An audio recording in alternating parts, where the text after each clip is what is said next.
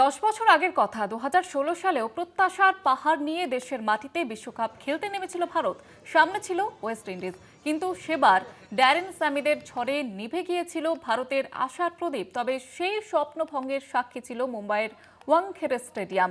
আশার কথা একটাই, আজ কলকাতার ইডেন গার্ডেন্সে মুখোমুখি হচ্ছে দুই যুযুধান শিবির।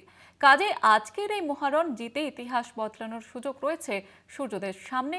আর কিছুক্ষণ পরেই সেই ম্যাচ কিন্তু শুরু হবে এবং 2016-র দুঃস্বপ্ন ভোলার সুযোগ রয়েছে ভারতের কাছে। স্যামিদের ঝড়ে সেবার ভেঙে গিয়েছিল স্বপ্ন এবং আজকেও আবার যুযুধান দুই শিবির, ওয়েস্ট ইন্ডিজ এবং ইন্ডিয়া।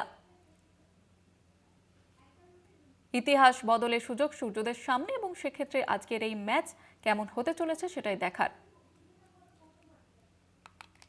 আমাদের সঙ্গে টেলিফোন লাইনে রয়েছেন কলকাতা টিভির যুগ্ম সম্পাদক গৌতম ভট্টাচার্য। গৌতম দা, আজকের এই ম্যাচ কেমন হতে চলেছে?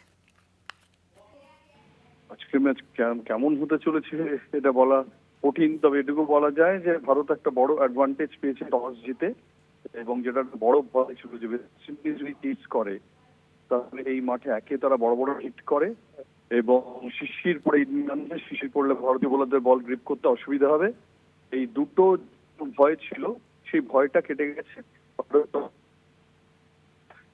আমি এই ম্যাচে এক বল পড়ার আগে কিন্তু অ্যাডভান্টেজ ভারত, কারণ তারা খুব গুরুত্বপূর্ণ একটা টস জিতেছে এবং উইকেট যদি না খুব খারাপ থাকে তাহলে কিন্তু টস জেতাটা ভারতকে অনেক সাহায্য করবে, কারণ ওয়েস্ট ইন্ডিজকে প্রথমে বল করাতে পারছে এবং যখন বোলারদের পক্ষে বোলিং এর অনুকূল কন্ডিশন এই সময় ভারত বল করবে, যখন শিশির কোনো ভ্রুকুটি নেই।